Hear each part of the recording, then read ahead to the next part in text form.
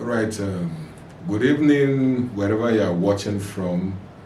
I want to use this opportunity to, welcome everybody to this brief session. It's a wonderful privilege to be here this evening. And at the same time, I want to say a big thank you to my brother, my big uncle, Pastor Yomi. I am grateful for this opportunity. And also I want to say a big thank you to all the team that have been able to put this, seminar together. God bless you. And then to our participants, I know that this session, this 2-day session, will not be a waste. Just, follow us with an open mind, and I know that God has something for you, and you will surely be blessed before the end of this seminar tomorrow. So without wasting much of our time, let's just delve into what we have tonight. And I don't want to touch on so many things because, to be honest with you, acting is very broad. It's broad. There's no aspect of acting you want to touch that you can fully exhaust. It's just inexhaustible. But in order for us to be able to go forward in our acting career, in order for us to be effective in our acting career, I will just want to touch briefly on things that I know that will be needful for us. As an actor, if you have these things, if you pay attention to them, I'm sure you will see that you will stand out, or you'll be a better actor. Let me use that word. You'll be a better actor if you put all of these things into cognizance. And so there are not many. Those are the things I just want to touch on in this session, and I want to believe God will help us even as we go further. So, what is acting? Okay, let's do this short exercise before I even delve into what acting is. Can you just get a paper and a pen and write down these 2 questions for me that I want you to answer? And the first question is this: why do you want to become an actor? Yes, write it down. Why do you want to become an actor? Secondly, what is your goal in acting? Or what is your goal, for acting or in acting? What do you seek to pursue? What do you seek to achieve with acting?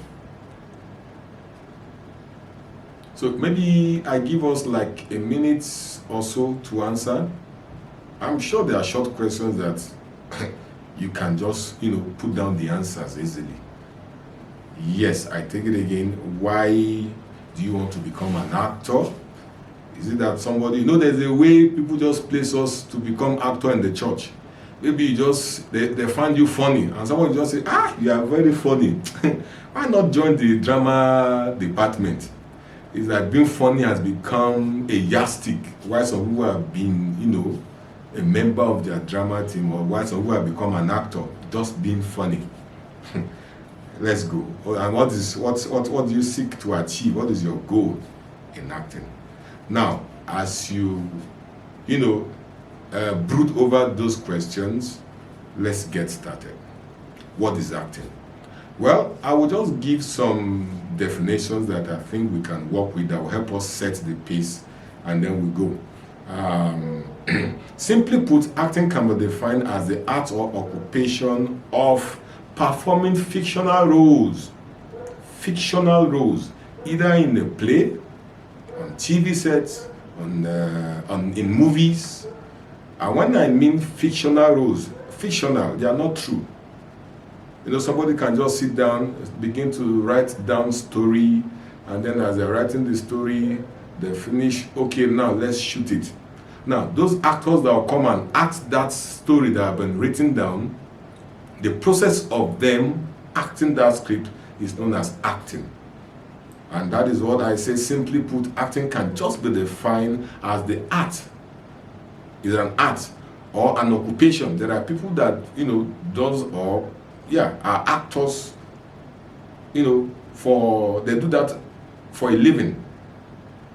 There's no any other job they are doing aside acting. So that's why I say it's either an art or an occupation that that involves performing fictional roles in plays, in films, or on television sets. Now, another one that tries to make it broader is that it can also be referred to as the performing art in which movements, gestures, and intonations are used to realize a fictional character. Is the performing art in which movements, gestures, and intonations are used to realize what? A fictional character for stage, for motion pictures, or for television. You know, in all of these, our definitions carry what? Fictional, fictional, fictional. That means it is not true. It's just make believe. Yes, make believe. Then let me also quickly say this. I've seen where people are saying, when you want somebody to act something out for you, just say, hey, now he's acting, just go and pretend. You are not the person now, but pretend as if you are the person. Let me say it here. Acting is not pretending. You want, maybe an action is going on in the script, you need to write down an address for somebody, and then you just carry paper, you carry biro, and you are pretending to be writing out the address. It is wrong. Write out the address as it's supposed to be. That is what? That is acting. We are not pretending. See, why did I say acting is not pretending? By the time you start pretending, it doesn't look real anymore. And acting is just what? Make believe. You know, the writer have done a good job by writing a piece for us, and that piece is as good as dead. But you as an actor, by the time you pick up that script, you are not making that dead piece, coming alive. You are giving it life, you are giving it meaning, you are giving it a body. That actor, is coming up to play that role in his own body. So you are giving it life. And you have to make it look real, make believe. Though there are tricks when it comes to certain things on set. When we say it must be done real, there's a role where somebody needs to be shot dead and you go and carry a gun. Don't say because of Opadele say we say make it real. Then you kill the person on set. Hello? Alright, and that's just by the way anyway.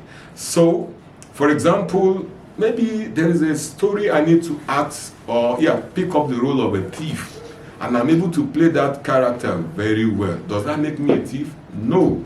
But the process of me acting as that thief, that is what? That process is now called acting. Acting. So, I'm sure as I'm talking, you're already reviewing why you want to become an actor, right? Just be putting some of these things together and see where it will lead us to eventually.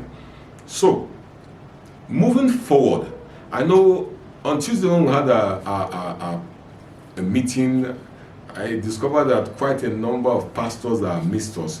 So, let's look at this from a spiritual angle. And why do we have to do that? At a time, people were asking questions. This thing you are even doing, this drama, is not in the Bible. I remember there was a time that the Mike Bamiloyi shared the story with us. I think at the early stages when they just started, I'm not so sure of the period this happened, but I think I can remember the story. That I think he said they traveled to Ilorin for a drama program, and it was powerful. And then at the end of the meeting, a brother walked up to him and was like, "Sir, I've been having a challenge in my church. People are saying this thing is not in the Bible. So I want you to help me with biblical verses that I can use, so that when I go back, I can tell them that this thing actually exists." That the man said he was dumbfounded. He could not give one verse to help that brother. That he felt bad. So he went back and started praying, and God opened his eyes to several others. And that was when he now wrote this book, Is Drama in the Bible? I want you to get that book and read it. Is Drama in the Bible? So, now, can we just quickly open our Bibles to the book of Philippians chapter 2? Yes, the book of Philippians chapter 2. We'll read from verse 5. Why am I bringing this up? Another definition to acting is you dropping your true nature, dropping your position, whatever you think you are. You drop it to pick up the role, to pick up another character. For example, I'm coming to set. If I must be effective on that set, if I must be effective to come and play that story, I am not coming as Opadele Joseph Adeyemi. If the script say I'm coming as maybe Adamu, Who is Adamu? That is the person we want to see on set. Opadele Joseph Adeyemi. So when they start asking me to do certain things, I should not be telling them that, in my house I don't do this. So no, it's not about you. So let's read. Let me read from King James Version, Philippians chapter 2 from verse 5 to 8. Is a common verse that we use, you must have heard of this in some of the Bible, drama trainings you must have attended, faith-based training you must have attended. And it says, let this mind be in you, which was also in Christ Jesus. Verse 6, who being in the form of God, thought it not robbery to be equal with God, but made himself of no reputation, and took upon him the form of a servant, and was made in the likeness of men. And being found in fashion as a man, he humbled himself and became obedient unto death, unto the death on the cross. This is Jesus, who is also God. Remember the Trinity: God the Father, God the Son, God the Holy Spirit. And now, Bible telling us that Christ is God, but who being in the form of God, verse 6, thought it not robbery to be equal with God. But because of the story, because of the script of salvation, every story has a message. So the message from the Bible centers around salvation. And for us to get the message of salvation, God had to, keep his image, his true nature aside as God. And then here he is, taking up the image of man, playing another role, carrying another character of a man to come and act the story of salvation so that you and I can be saved. So, it will be safe for me to conclude that even Christ was an actor, the best actor we ever had. No wonder after his death that he finished. He went, by the time Mary Magdalene and the mother went to the grave, and they saw the angel seated on the tomb. And he said to them, why are you seeking for? In fact, they did not even recognize him again. Even when he went and he showed himself to the disciples, even Thomas, now, you know why? All the costume he used, he had dropped them behind the stage. He had taken up his true nature. They could not recognize him again. Amen. So Christ was also an actor, and the best actor that ever lived. Coming back to our discussion, so very quickly, I said I will just touch on little things that I think are going to be helpful for us. So let's look at some basic requirements for acting. I deliberately picked some of these things because I've watched several movies and I've seen that these things are lacking in our movies. Most especially the faith-based, the gospel movies, they are lacking. And if we can, imbibe them, if we can use them, mostly those of us that are actors who have better, in fact, we'll be able to connect with our audiences more. So what are the basic requirements for acting? What are the basic requirements for acting? Now, acting involves a broad range of skills. A lot of skills are involved in acting. Now, which includes a well-developed imagination. You want to be a good actor, your imagination must be top-notch.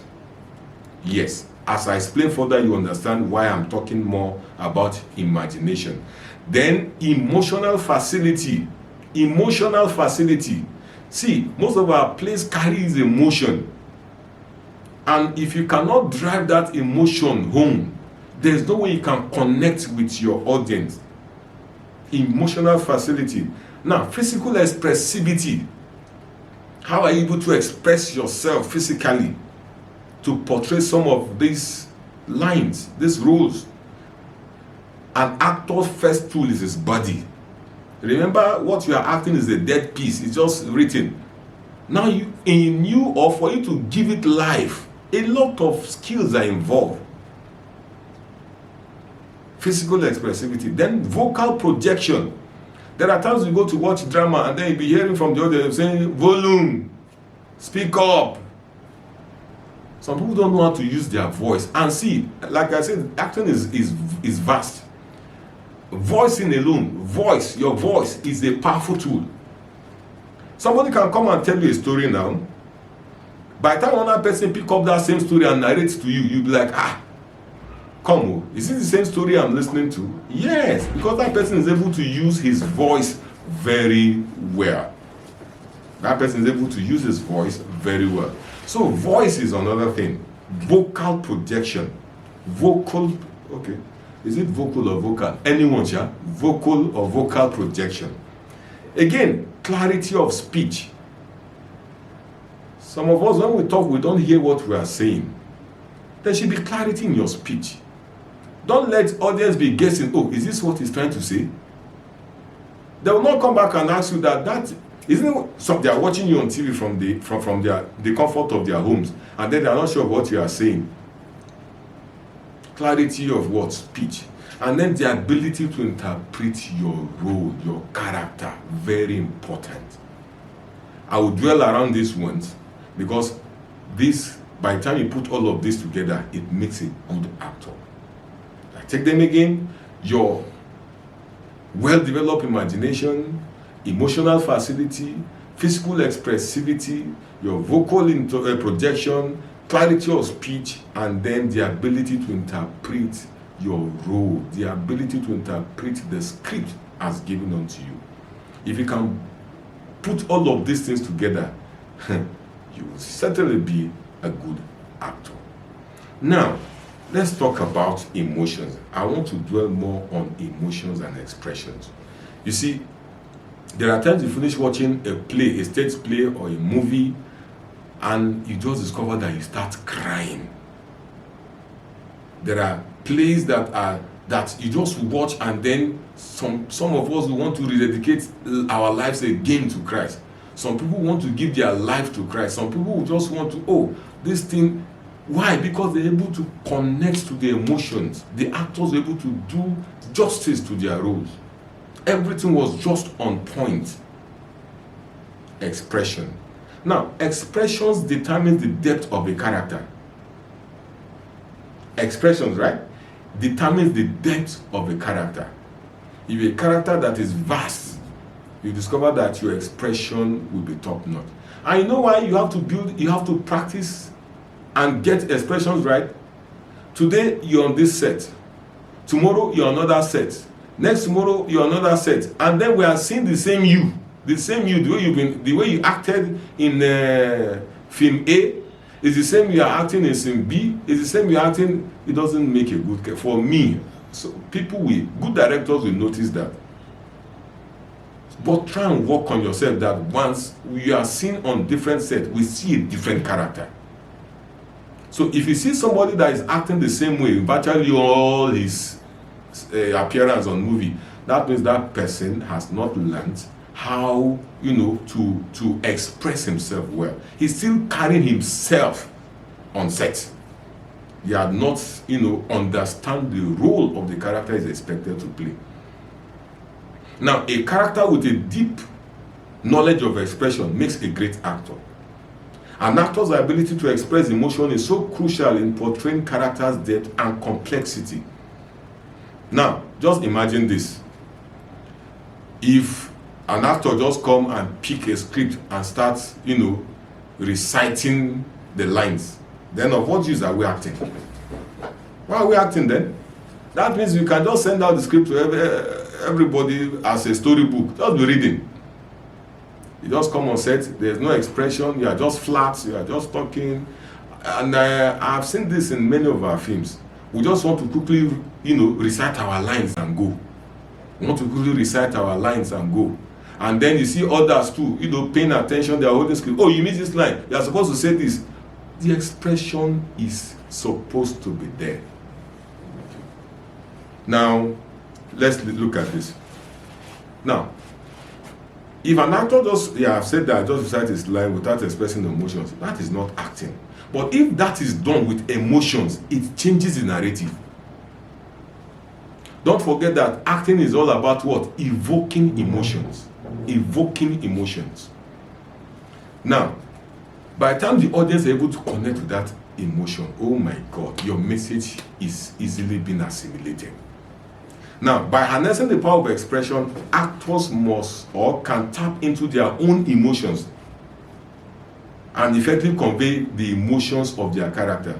There was a time in church we were trying to act a play that we need one of the characters, a female cast, yes, to cry. During rehearsals, it was not coming.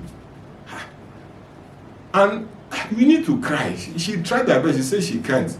And the director was almost getting annoyed. So I walked up, I asked the director to step aside. So I walked up to her, sat in front of her, and then asked others to give us space. So I started talking to her. Has anything bad ever happened to you that you really cried? She said yes. And so can you connect with that happening, that event, and put yourself again in that character? Before we know what was happening, we heard a loud cry. Some little children that were close by watching thought I did something to her. And those children started running away from me in church, thinking I am this person that always make people cry. So there are times you also need to connect with your own emotions to be able to portray or pass some emotions. And see where we talked about depth. So now another thing I also need to mention before I forget quickly about expression is this. Expression and acting go hand in hand. Not just lines. Expressions and acting goes hand in hand. They go together. They work together to create a powerful and engaging performance. So actors must master the art of expressions to effectively communicate their characters' emotions, thoughts, and motivations. I hope I'm not too fast. Now, there are common emotions in acting that we also need to know. In fact, most at times our stories carry some of these emotions. And what are they? There are quite a number of them, but these ones are very common. Anger. Another one is sadness. Of course, we know that anger and sadness are two different things. Anger, sadness. A time will come, I'll give us an exercise, or yes, I'll try to do a demonstration on anger. Well, let's go on. Then love. Anger, sadness, love. All these are emotions. Anger is an emotion. Sadness is an emotion. Love is an emotion. Fear is another common emotion. Then joy. These are emotions. So let's just leave it at that, and then let's look at another one, which is the importance of our body language and facial expressions. I just talked about emotions now. Now, what is the importance? The importance of our body language and facial expression. Let me throw this. Let me say something. I hope it will not get me into trouble anyway. There was a time in this country that we had a president, and at the beginning of his reign, there's this common slang we were hearing. Oh, the body language of the president. The body language. So at the time they started ruling us with body language. But later, when people understand that this thing is body language didn't take us anywhere till the man finished his 8 years. So what am I trying to say? Body language is important. It's the language of the body. Now, facial expressions, back to facial expressions, are a powerful form of non-verbal communication. Facial expressions, right? They are a powerful form of what? Non-verbal communication. Camera opens on me, maybe I'm on set and I'm like this. Without saying anything, it speaks volume.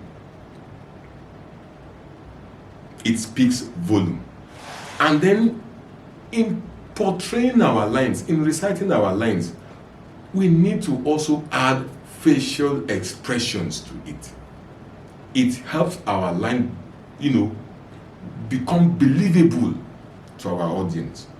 Now, in casting, you discover that most directors always look out for how well actors convey emotions without even uttering a word. Such as a well-timed smile. You are acting, and at times, if you need to smile at the right time, the smile is there. Maybe when you need to frown, a subtle frown, you just will do your subtle frown and you continue your thing. Or a captivating gaze. You just keep looking at the person, you gaze at the person. Then Quite a number of them. This thing speaks volume and enhances our overall performance. Now, one of the basic tools required for acting is what? The body, our physical body.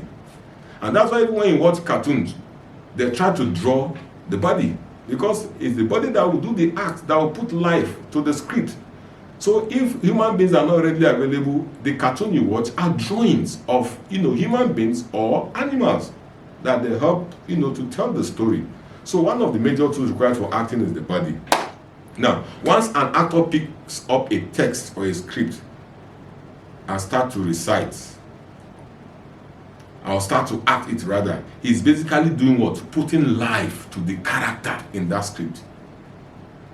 Very soon it's going to be, Easter, resurrection. You see a lot of stories about the resurrection of Christ, the crucifixion and resurrection. Now, if we decide to do that and I'm playing the role of Christ, that means I'm beginning to put life into the character of Jesus while I'm acting that. Now, once an actor picks up the and starts, he's basically putting life to the dead piece. A script is a dead piece. But by the time an actor picks it up and starts acting, he's putting life to it. So what audience are seeing is the body. By the time I start acting, what my audience are seeing is what? My body.